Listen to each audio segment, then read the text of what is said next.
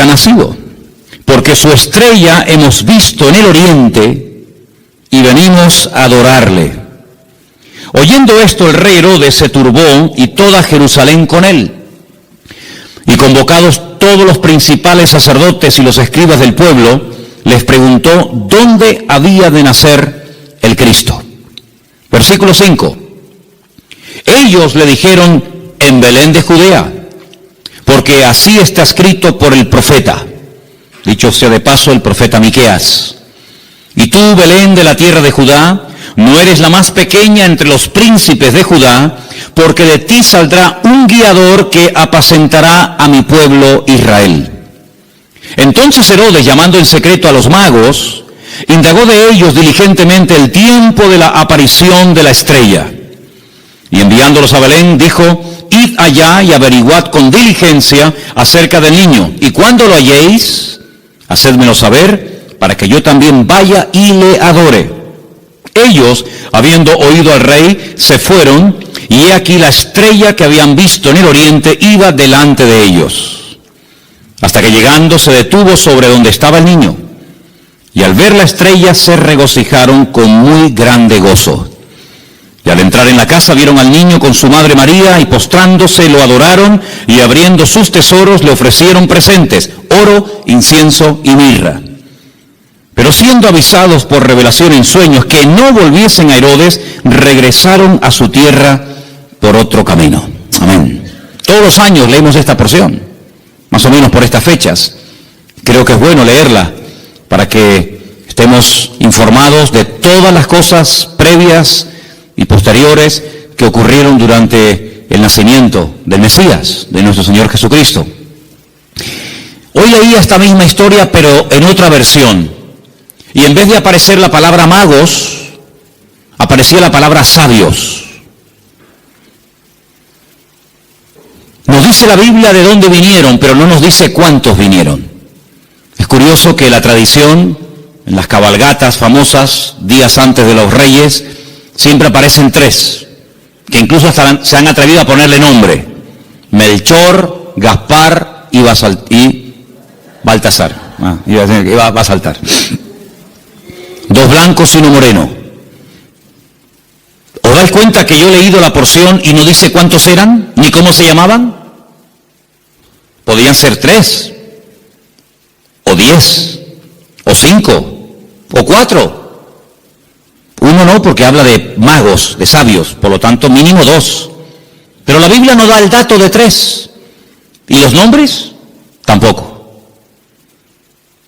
¿Qué peligro tan grande corremos cuando nos inventamos las cosas y en vez de ceñirnos a lo que nos dice la fuente, que es la Biblia, comenzamos a oír y a prestar atención a tradiciones, a mitos, a cuentos, y comenzamos a ponerle nombre a personajes que la Biblia ni les da el nombre ni el número?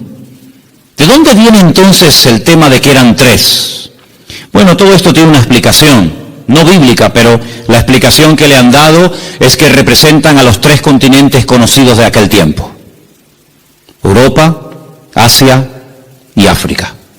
Uno representando a cada uno de los continentes que en aquel momento se conocían, puesto que Oceanía y América en aquel momento prácticamente no aparecían por ninguna parte. Pero tampoco tenemos base bíblica para decir esto, porque los 3, o los 4, o los 8, todos vinieron del mismo sitio.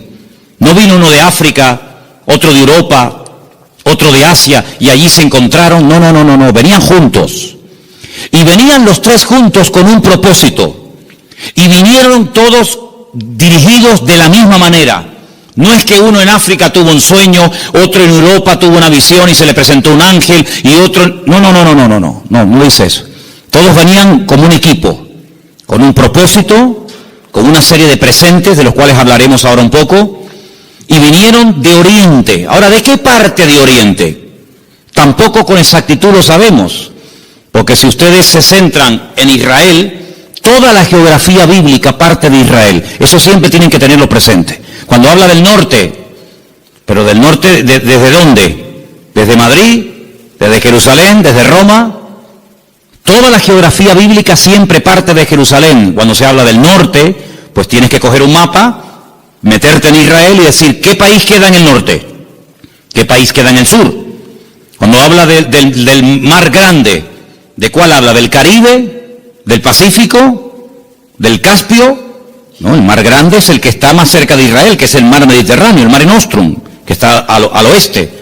Cuando habla del oriente, pues tienes que mirar desde Israel, no desde donde tú has nacido, porque si no, no encajan las cosas. Desde la geografía bíblica tienes que mirar qué países quedan al este, al oriente, de donde sale el sol.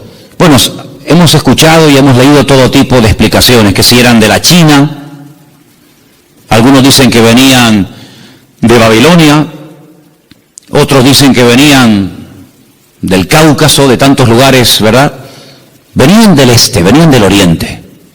Ahora, en aquellos tiempos no era como hoy en día, que cogemos un avión y en unas cuantas horas nos ponemos en la otra parte del mundo. Por muy lejos que quede Chile, por muy lejos que quede Argentina, te montas en un avión en Madrid, en 12, 13 horas llegas a Buenos Aires sin ningún problema. Y has recorrido miles de kilómetros, has cruzado el charco, ¿verdad? Y has llegado casi hasta al extremo de la tierra, a la Patagonia, al fin del mundo. Pero en aquellos tiempos no era tan habitual, no era tan rápido, no era tan fácil el desplazarse de un país a otro. Lo que hoy en día hacemos en unas horas, en aquellos tiempos se tardaba días, semanas, meses y si me apuras, hasta años. Fíjate, por ejemplo, que cuando hemos ido a Israel, cuando yo les llevo a ustedes a Galilea y les muestro el camino real que aún existe, yo les he dicho, estando allí, que se tarda una semana desde Galilea hasta Nazaret y un poquito más hasta Jerusalén. Una semana, dentro de un país. Ahora, ¿cuánto tardaron estos sabios o estos magos o astrólogos? ¿Cuánto tardaron de Oriente hasta llegar hasta el lugar donde había nacido el Señor? Pues mínimo, un año. Mínimo. ¿En qué nos basamos para decir que tardaron como mínimo un año? Cuando uno lee la palabra, uno tiene que prestar atención al contexto, a todo lo que nos cuenta la historia, no solamente a unos cuantos versículos, sino a todo el contexto de la historia, situarnos en el momento de la época y tomar nota de una serie de detalles que nos aportan información que aparentemente no son importantes, pero son muy importantes. La imagen que la mayoría de la gente tiene del nacimiento de Cristo es más o menos así. Encontramos, y por ahí vamos a ver ahora en estos días, si no es que lo han puesto ya, lo que llaman los belenes, los portales, ¿sí? Y van a ver al niño en una cunita, su madre a un lado, el padre a otra, unos ángeles que están allí, los camellos fuera, los magos que entran dentro y se postran delante del niño, detrás una burra, detrás una vaca, ¿sí o no? Esa es la imagen que la gente tiene. Pero eso no es verdad, rotundamente falso. Ya este papa que dimitió, Ratzinger, cuando estaba como papa, no ahora en el paro, cuando estaba como papa, él dijo que eso era mentira, que eso no tiene base ni fundamento bíblico. Allí no estaban todos juntos, el niño, la madre, los animales, los magos, los pastores. Eso es rotundamente falso. Pero es la imagen que la gente tiene. Entonces la gente cuando va al pesebre o al portal que hacen aquí en el ayuntamiento o en otros lugares, pues ve a todos juntos. Sin embargo, si ustedes se fijan, hemos leído en esta noche, en el versículo 11, una palabra clave para poder ir desgranando y explicando esta porción. Dice que al entrar en la casa, en todas las Biblias tiene que poner eso, sea de la versión que sea. En todas las Biblias tiene que poner, cuando entraron en la casa vieron al niño con su madre postrado y lo adoraron. En la casa. Ya no están en un lugar temporal. Cuando Herodes, hay varios Herodes en la Biblia, no es siempre el mismo, si no parece que este hombre no se muere nunca. El Herodes que manda matar a los niños, no manda a matar a niños de 15 días o niños recién nacidos. Él manda a matar a niños menores de 2 años, lo cual quiere decir de que había pasado ya mucho tiempo desde que había nacido hasta que llegan los magos a la casa. Los que sí vieron al niño envuelto decimos en pañales, en trapos, los que sí lo vieron prácticamente recién nacido fueron los pastores. Los pastores que vivían allí en Belén, allí vivían los pastores. Y allí en Belén hay una cueva que tradicionalmente te llevan a verla y te dicen, mira, aquí es donde los pastores tenían el aprisco, el redil de las ovejas. Vivían en Belén, pero estos señores no vivían en Belén, estos señores vivían muy lejos, vivían en el oriente. Y estas personas no son advertidos del nacimiento del Mesías a través de ángeles, como fueron los pastores, que dice que estaban cuidando las ovejas, los corderos, porque en Belén era donde se criaban las ovejas, los corderos, que después se iban a sacrificar en el templo, porque Belén y Jerusalén está muy cerquita, se puede ir hasta caminando. Y ellos son advertidos por ángeles, pero los magos y los sabios no. Los magos de Oriente, los sabios de Oriente, vinieron dirigidos por un astro. Nadie les habló, pero ellos miraron al cielo, durante la noche evidentemente, y vieron que una serie de señales indicaban que había nacido el Mesías. Ahora, ¿esta gente era creyente? ¿Eran paganos? ¿Eran idólatras? ¿Eran judíos? ¿Qué era esta gente? Porque si esta gente observa el horizonte y ve cómo se alinean una serie de estrellas y de astros y de constelaciones, ¿cómo saben ellos que el Mesías de los judíos ha nacido si no son creyentes? Podían haber interpretado esta señal de una forma completamente equivocada. Por ejemplo, en aquellos tiempos era muy común, en los tiempos de la Biblia era muy común, que en aquellos sitios de tanta idolatría y de tanta adoración a los astros, al sol, a la luna, a las estrellas, cuando nacía un niño, los sacerdotes de esas religiones sacaban a los niños durante la noche y miraban al cielo. Y ellos interpretaban el momento en el que había nacido el niño, cómo estaba el horizonte, cómo estaban colocadas los astros y las constelaciones, y casi pronosticaban y profetizaban sobre el niño cómo iba a ser. Por ejemplo, hubo un hombre que nació en ese país, en ese lugar de tanta idolatría y de tanta observación a los astros, y fue un señor llamado Taré, que tuvo un hijo llamado Abraham.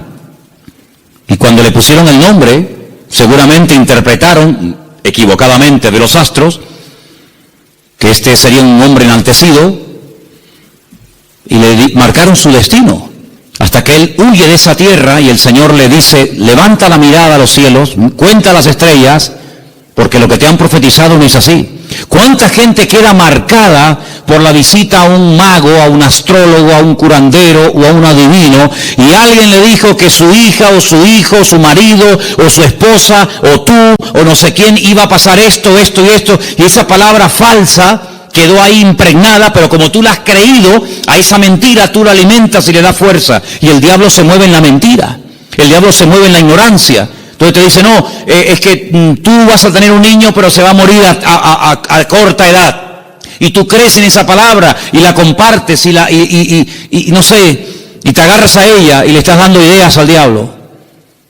¿Y cuántas veces queda la gente marcada por falsas profecías, por un pronóstico equivocado, por una carta astral, por una lectura de manos, por lo que dijo una noche un vasito que se movía y apuntaba en no sé qué dirección? ¿Y cuánta gente queda marcada de por vida? Y creen que van a estar enfermos, que van a morir jóvenes, que el marido se va a ir con otra, etcétera, etcétera, porque han creído una mentira. Y si la verdad te hace libre, la mentira te esclaviza y te amarga y te oprime la vida. Pero estos hombres cuando miraron ellos creían que aquel Leo y aquellas estrellas, ellos creían que aquello tenía un propósito y una razón. Y ellos no dijeron, ¿será que van a ser un rey en nuestra tierra? ¿Será que va a haber una catástrofe, un tsunami, un terremoto? No, ellos no se equivocaron. Ellos interpretaron correctamente aquello. Y se ponen en marcha. Y como mínimo, te dije antes que tardaron 1 año. Y ellos no van yendo por todos los países preguntando, oye, ¿será aquí? ¿Será allí? Como aquellos que aquella noche cuando oyeron la palabra profética del Señor que dice, uno de vosotros me va a entregar. Todos dijeron, seré yo, seré yo, seré yo, seré yo, todos menos uno, que dijo quién es. Los magos, los sabios de Oriente, no comenzaron a ir por Europa, por África, diciendo, será por aquí, será por allá, no. Esa estrella, su estrella, no una cualquiera, su estrella, esa señal profética marcada en el cielo, indicaba en una dirección. Ellos seguían y llegaron, nada más y nada menos, que al sitio correcto, al país correcto y al pueblo correcto, Belén de Judea. Y cuando llegan allí, a Herodes, que era el rey que los romanos habían puesto como un títere, le preguntan, ¿dónde está el rey de los judíos? Porque su estrella hemos visto en el oriente y venimos a adorarle. Le están haciendo esta pregunta a un rey. No le están haciendo esta pregunta a un esclavo. No le están haciendo esta pregunta a uno que encuentran por la calle, sino que van al palacio, al Herodión, que aún se puede visitar en Belén, ¿verdad? Y le están preguntando al rey, que supuestamente es el rey de los judíos, ¿dónde está el rey de los judíos? Porque venimos a adorarle. Y ellos reconocen que ese con el que están hablando no es. Claro, por eso dice que se produjo una consternación. La gente comenzó a decir, oye, han venido gente de lejísimos, cargados con unos presentes y unos regalos, una fortuna en oro, en incienso y en mirra, y dice que vienen a adorar al rey de los judíos, y dicen que su estrella han visto en el oriente, y estas noticias corrieron hasta Jerusalén, y se produjo un tumulto tremendo, porque la gente decía, pero ¿a quién se refieren? Es decir, había nacido el Mesías, profetizado durante siglos y siglos, y nadie se había enterado. Fue como un nacimiento secreto. Nació el Mesías, del cual habló Isaías, Jeremías, Ezequiel y tantos profetas, y nadie se había dado cuenta. ¿No te has parado alguna vez a preguntar que Dios puede hacer muchas cosas hoy en día entre nosotros y no nos hemos dado cuenta de que es el Señor? Y atribuimos a la casualidad o a la coincidencia o a la suerte. Sin embargo, el que tiene todo el control y el dominio siempre es el Señor. ¿Cuántos dicen amén? ¿Cómo supieron interpretar estos hombres estas señales correctamente? Bueno, hay varias opiniones. Una de las opiniones más generalizadas y más aceptadas es que en Oriente, desde el principio de los tiempos, siempre hubo una tendencia del hombre que vivía en aquella zona a estar todo el día observando las constelaciones y las estrellas y los astros, tratando de pronosticar, tratando de averiguar el futuro. Ahí nació toda la astrología, ahí nació toda la brujería, ahí en la cuna de todo eso es Babilonia, Babel. Babel es Babilonia, es el mismo sitio. Babel significa confusión, lo que hoy en día sería Irak. Y fue en aquella zona, en aquella parte del mundo, donde ya en los tiempos del libro del Génesis dice que los hombres quisieron construir una torre. La palabra es sigurat, un observatorio, para que desde lo alto pudieran observar y pudieran decir, va a pasar esto, va a pasar aquello, y los astros dicen esto, y los astros dicen aquello. Es verdad que hay astros, y es verdad que hay constelaciones, y es verdad que hay constelaciones que se llaman Piscis y Capricornio, y Tauro, y Leo. Es verdad, todo eso es verdad. Hay dibujos que se pueden hacer para interpretar todo eso, pero lamentablemente el hombre lo ha tergiversado y el hombre lo ha utilizado para atar, para engañar, para manipular y para tergiversar las verdades. Pero en aquellos momentos estos hombres, criados en aquel lugar, sabían que algún día nacería un Mesías. Ahora, de todos los profetas de la antigüedad, ¿quién es el que verdaderamente sabía cuándo iba a nacer el Señor? Porque esta profecía que hemos leído esta noche, la vuelvo a leer en Mateo 1:6, y tú, Belén de la tierra de Judá, no eres la más pequeña entre los príncipes de Judá, porque de ti saldrá un guiador que apacentará a mi pueblo Israel. Estas palabras están fechadas entre el 738 y el 698 antes de Cristo. Son palabras del profeta Miqueas. Ustedes pueden leerlo en el libro que tenemos en la Biblia que lleva su nombre, Miqueas. Pero hubo un profeta que sabía el día exacto en el que el Señor Jesucristo vendría en su primera venida a este mundo, y era el profeta Daniel. profeta Daniel tuvo una revelación tremenda, muy amplia, y él sabía perfectamente que si se comenzaba a contar, nosotros contamos hacia adelante, ellos contaban hacia detrás, ¿verdad? Si se comenzaba a contar desde que se les permitiera retornar a Jerusalén, restaurar las murallas, él sabía perfectamente cuándo nacería el Mesías. El Señor le dice, sabe pues y entiende que desde la salida de la orden para restaurar Jerusalén hasta el Mesías príncipe, habrá 70 semanas. Eso lo dice Daniel capítulo 9. Desde hasta. ¿Cuándo empezamos a contar? Desde que salgan y comiencen a restaurar la ciudad y comiencen a levantar el templo. Desde que salgan hasta que venga pasarán 70 semanas. Pero claro, como expliqué en su momento, 70 semanas son 490 días. Y no hay 490 días desde que Nehemías, Esdras y Zorobabel reconstruyen la ciudad de Jerusalén hasta Cristo. No hay 490 días, hay muchísimo más. Entonces, ¿qué es lo que pasa? Pues también expliqué en su momento, y quiero solamente recordarles, que la forma de contabilizar el tiempo en la Biblia y según el pueblo de Israel varía mucho de cómo contamos nosotros el tiempo. Partimos de la base de que nuestro calendario no es el calendario bíblico. Nuestro calendario es un calendario mandado a hacer por un papa llamado Gregorio. Un tiempo que gira, un año que gira en torno al tiempo que tarda el sol en dar todo el círculo, ¿verdad? O la Tierra, perdón, el tiempo que tarda la Tierra en recorrer las 4 estaciones, que es alrededor de 365 días. Mientras que el calendario bíblico es un calendario basado en la luna y tiene 360 días. Silencio, por favor. Quiero que presten atención todos, no me estén hablando nadie.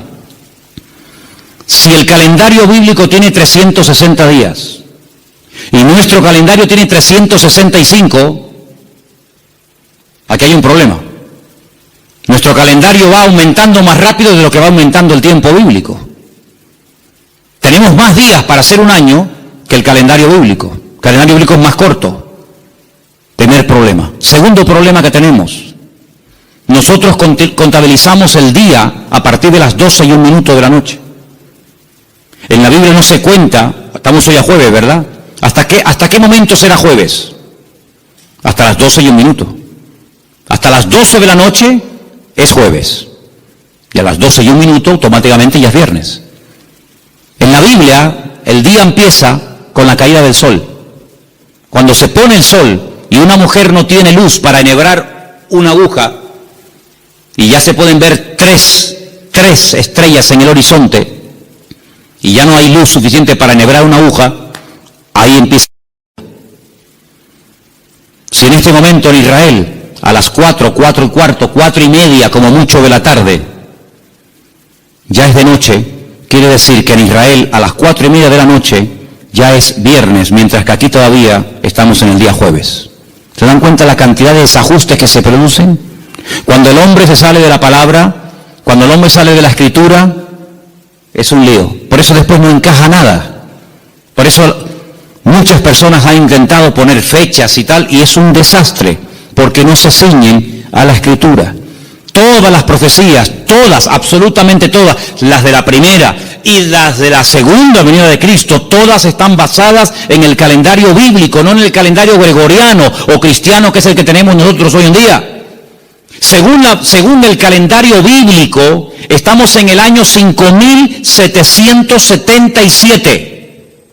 Según nuestro calendario, estamos en el año 2016 después de Cristo. Pero ¿y antes de Cristo no hubo historia? ¿Antes de Cristo no hubo nada? ¿Cómo que 2016? Entonces hay un desfase tremendo, de 5777 a 2016 después de Cristo. Y no contamos lo de antes. Tenemos otra forma de contabilizar, ¿verdad? Porque hay un antes y un después. Entonces es muy importante darnos cuenta de que el profeta Daniel, cuando recibía las revelaciones, acerca de la venida del Mesías, el Señor le estaba hablando con términos bíblicos, no con términos modernos.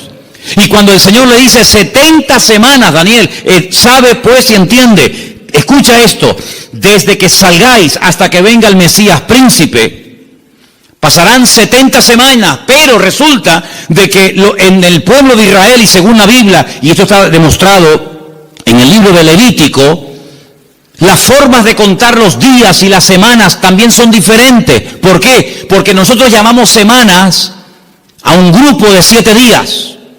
Y 7 días para nosotros es una semana, claro, y para todo el mundo. Pero además, en la Biblia se llama semana a un periodo de 7 años. Es decir, si le preguntas a un niño cuánto tiempo tiene, te puede responder de 2 maneras. A la manera nuestra y te dice, yo tengo 7 años. O te puede decir, yo tengo una semana. Y tú dices, ¿cómo va a tener este niño una semana? Qué grandes son los niños en Israel, ¿no? Pero tienes que multiplicar, ¿verdad? De tal manera que cuando el Señor le dice al profeta Daniel, 70 semanas están determinadas sobre tu pueblo, lo que le está dando es un paquete profético de 490 años. 70 por 7, 490. Y esos 490 años, hay diferentes bloques, diferentes características, diferentes sucesos, diferentes acontecimientos, que cuando tú lo sabes interpretar, pues tú dices, efectivamente, 483 años, multiplícalo por años de 360 y te va a dar el número exacto de días que hay desde que salieron de Babilonia y restauraron Jerusalén hasta que entró el Mesías. Pasaron 483 años.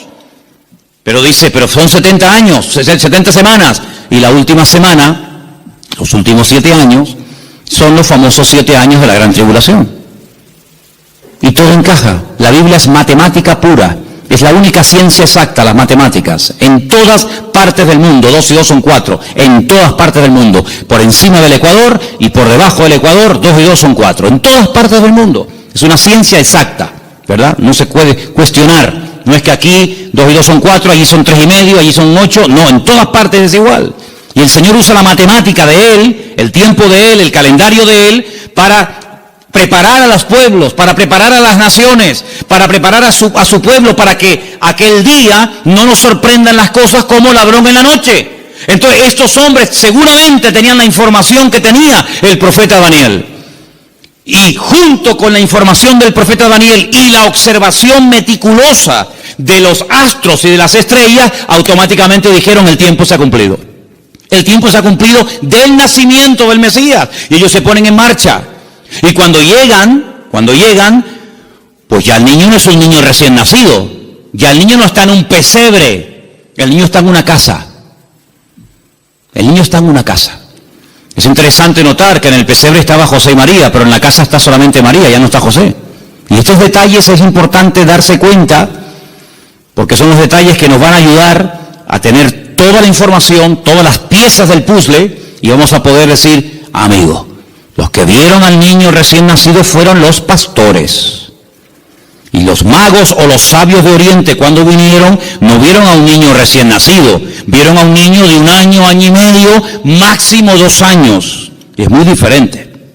Ahora, es interesante que Herodes, es decir, no se toman decisiones políticas, no se hacen edictos reales hasta que le llega la información de los sabios o de los magos a Herodes. Mientras tanto, Herodes estaba tranquilo, pero en el momento en el que estos hombres le dicen, es que el motivo de nuestra visita a Belén, ellos no son de aquí, el motivo de que estemos aquí tan lejos de nuestra tierra es que venimos a adorar a un rey que nos ha dicho, nos ha guiado el Señor, y sabemos que tenemos que venir a adorarle. Jamás un rey, jamás una persona se le ocurriría visitar a un rey con las manos vacías, porque era un insulto. Era una provocación, era el no reconocerme. ¿Cómo te atreves a venir a visitarme a mí con las manos vacías? No me estás reconociendo como rey. Si tú me reconoces y te sometes y me respetas, tienes que traerme siempre un presente. Y por eso ellos vienen cargados con muchos kilos, hermano, ¿no? A veces vemos en las obras de teatro, en las películas, vemos una cajita ahí ridícula. Date cuenta, hermanos, que José era un hombre que tuvo que cerrar su negocio y se tuvo que ir al extranjero a vivir durante un tiempo. Y este hombre, cuando llega a Egipto, con un niño pequeño, con su mujer, él no tiene trabajo. Él es un extranjero. Los judíos no eran muy bien vistos en Egipto, porque siglos atrás los judíos, a través de otro judío llamado Moisés, habían destrozado el país de Egipto. Por lo tanto, no iba a ser nada fácil para un extranjero abrirse camino en Egipto. Pero tú no te preocupes, el Señor siempre va adelante. Cuando tú haces tu parte, no te quepa la menor duda de que el Señor siempre va a hacer la suya. Eso lo he enseñado yo hasta la saciedad. Algunos hacen caso y otros no hacen caso. Pero los que hacen caso y hacen su parte y se mueven en fe, el Señor siempre les sorprende. Ahora, los que están esperando que se llene la piscina para tirarse, ni con la piscina llena se tiran. Porque no se van a tirar. El creyente tiene que andar por fe y no por vista. Ellos se dirigen hacia Belén, el lugar donde estaba escrito que tenía que nacer el Mesías, porque, hermanos, había tantos datos, tanta información, tantas profecías sobre el nacimiento y sobre la vida del Mesías, que era imposible cumplirlas todas. No las voy a mencionar todas, evidentemente, pero se tenían que dar más de 150 profecías en aquel que decía que era el Mesías, para poder reconocerlo, valga la redundancia, como el Mesías. Si una persona decía, yo soy el Mesías, y se le preguntaba, ¿de dónde tú eres? ¿Dónde has nacido? Y te decía, yo nací en Capernaum, tú no puedes ser el Mesías. Aunque hagas milagros, aunque prediques muy bonito, tú no puedes ser el Mesías. ¿Por qué? Porque tú no has nacido en Belén de Judea. Por lo tanto, si alguien se levantaba y decía, yo soy el Mesías, y predicaba y hacía milagros, qué bien, ¿será este el Mesías? ¿Cómo te llamas? Yo, Santiago, Jacobo. Tú no puedes ser el Mesías. ¿Por qué? Porque el Señor dice cómo se iba a llamar el Mesías. Si alguien se levantaba y decía, yo soy el Mesías, he sanado enfermos, mudos, ciegos, paralíticos, he resucitado muertos, he limpiado leprosos, y la gente se quedaba con la boca abierta. Si a alguien se le ocurría de preguntarle, ¿de qué tribu eres? ¿Cuál es el origen de tu familia? Y te decía, yo soy de la tribu de Neftalí. Le podía decir, tú eres un falso Mesías. ¿Por qué? Porque la Biblia profetizaba que tenía que ser de la tribu de Judá. No de otra tribu, sino de la tribu de Judá. Por lo tanto, hermanos, era prácticamente imposible que en una persona coincidieran todos los detalles de Belén de Judea, de una joven que nació como nació, de la tribu de Judá, etcétera, etcétera, etcétera. Más aparte, todas las profecías que tenían que llevarse a cabo durante su ministerio público, aparte cómo lo iban a crucificar, porque el Mesías tenía que morir crucificado, no podía morir de viejo, no podía morir de un tiro, de una flecha, de un arco, de una jabalina, no podía morir de un infarto, tenía que morir crucificado entre dos malhechores, no entre 10, no entre 2. Y no le podían partir ni un solo hueso. Eso es imposible, a un crucificado que no le partan ni un hueso. Se los partieron al de la izquierda, se los partieron al de la derecha, pero a Jesús no. A Jesús no. No le podían partir ningún hueso. Iba a morir como un inicuo, como un pecador, como un vil pecador, pero iba a ser enterrado como un rico. Tantos y tantos detalles que era prácticamente imposible. Pero suponte, imagínate que de los 150 detalles proféticos que tenían que cumplirse en él, una persona cumpliera 149. Pero queda el examen final, el más difícil de todos, la resurrección. Te han horadado las manos y los pies, te han crucificado entre ladrones, te han enterrado en un buen sepulcro, han sorteado tus vestiduras, te ha negado uno de tus discípulos, etcétera, etcétera, etcétera, pero al tercer día no has resucitado. Por lo tanto, aunque cumpliera con 149 profecías, si no cumplía con el examen final, con la PAU, no apruebas el examen, amigo. Por lo tanto, hermanos, cuando estos hombres se ponen en marcha, no es por emociones, no es por un sentimiento pasajero, sino es porque están coincidiendo tantas cosas que ellos van en fe y en obediencia, guiados milagrosamente a través del desierto, probablemente un viaje de más de un año, hasta llegar a Belén de Judea. Cuando ellos llegan y le dicen a Herodes que vienen a adorar al Señor, resulta de que le presentan 3 tipos de regalos. Vamos a leerlos nuevamente, por favor. Estamos en Mateo capítulo 2, versículo 11. ¿Lo ponemos? Mateo 2:11. Al entrar en la casa vieron al niño con su madre María y postrándose lo adoraron. Y abriendo sus tesoros le ofrecieron presentes, oro, incienso y mirra. Algunos comentarios dicen que Daniel, cuando recibió la revelación, que la tenemos en la Biblia, por si te interesa conocerla, del nacimiento del Mesías, y también de su reinado, pero estamos hablando de su primera venida, Daniel vivía en el palacio con el rey Nabucodonosor, ¿os acordáis, verdad? Después con Belsasar, y después con otros también. Dicen los comentarios que Daniel no tuvo descendencia, seguramente lo hicieron eunuco, que era lo más probable, y no tuvo descendencia, pero dice que era uno de los hombres más ricos de todo el país. Después del rey, el que más autoridad, el que más prestigio y reconocimiento tenía, era Daniel.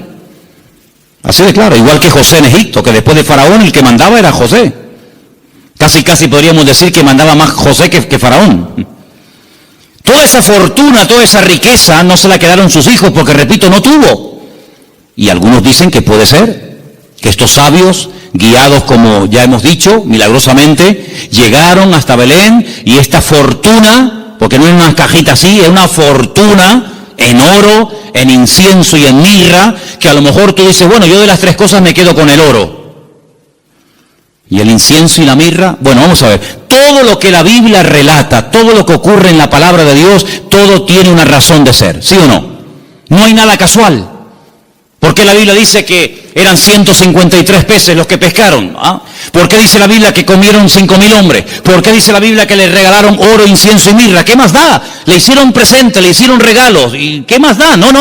Lo dice. ¿Te trajeron qué le trajeron? ¿Ropas? No. ¿Joyas? No. ¿Comida? Tampoco. Oro, incienso y mirra. Tal vez para nosotros esos regalos no sean tan significativos, pero vamos a explicarlos.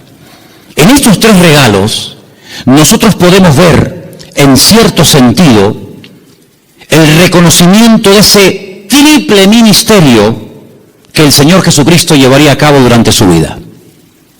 Ustedes saben que en el Antiguo Testamento o eras profeta o eras rey. Las 2 cosas al mismo tiempo no se podía hacer.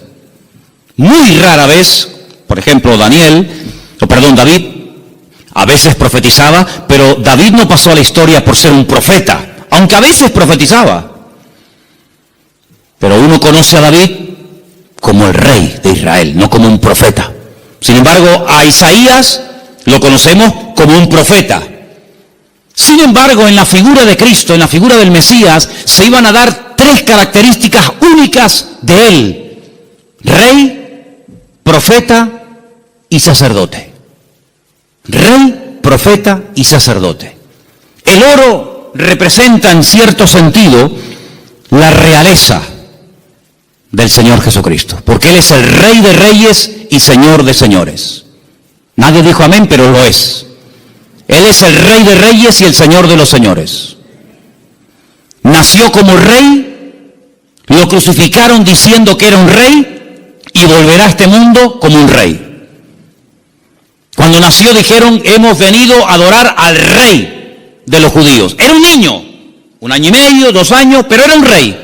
Todavía no se manifestaban sus poderes, sus milagros, pero era un rey.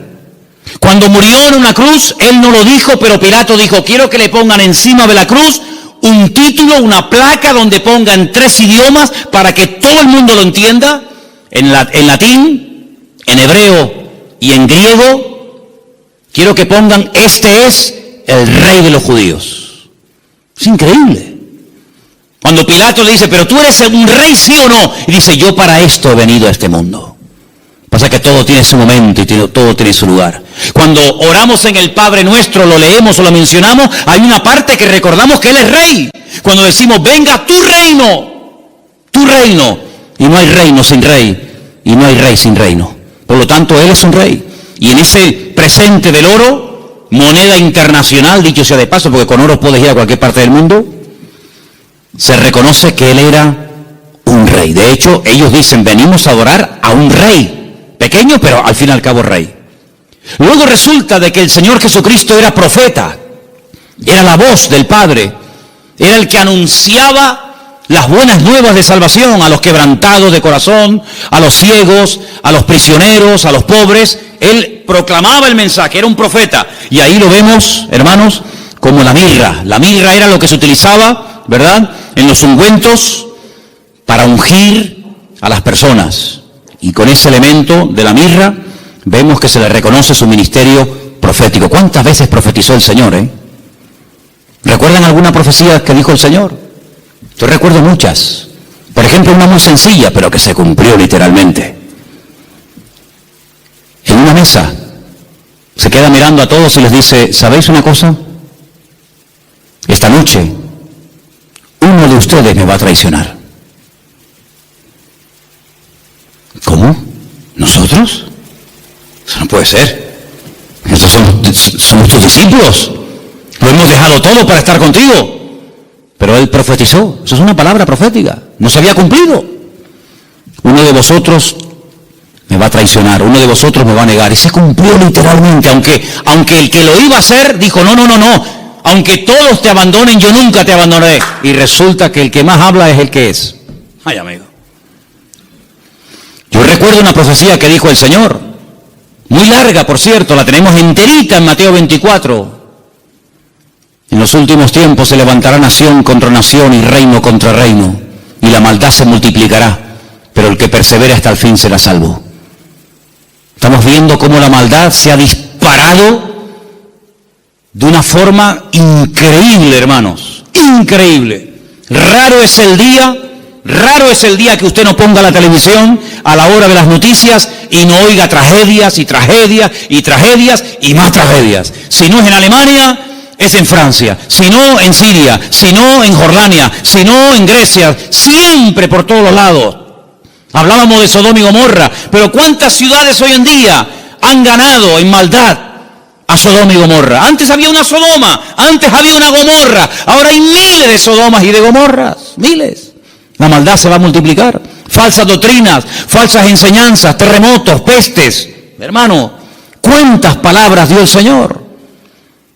Una palabra profética que dijo, vete, tu criado ha sido sanado en esta misma hora. Es una palabra profética.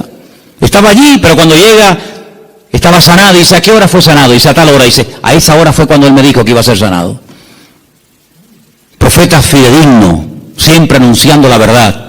La palabra de Dios claramente. Y como sacerdote, ahí tenemos representado el incienso que subía continuamente a la presencia de Dios, recuerda el ministerio sacerdotal. Pero algunos de ustedes dirán, pero Cristo no podía ser sacerdote, porque los sacerdotes eran de la tribu de Judá, de la tribu de Leví. Y Jesús, como tú acabas de decir, no era de la tribu de Leví, era de la tribu de Judá. Los de Judá no podían ser sacerdotes. Es verdad, tienes razón. Pero Jesús no es sacerdote según la tribu de Leví, sino Jesús es sacerdote según Melquisedec, rey de Salem. Porque los levitas desaparecieron, pero el sacerdocio de Cristo es constante, permanente y eterno por los siglos de los siglos. Amén. ¿Te das cuenta? Por lo tanto, todo encaja de una forma perfecta. Oro, incienso y mirra. Ahora puedes salir corriendo a Egipto como extranjero, no tienes trabajo.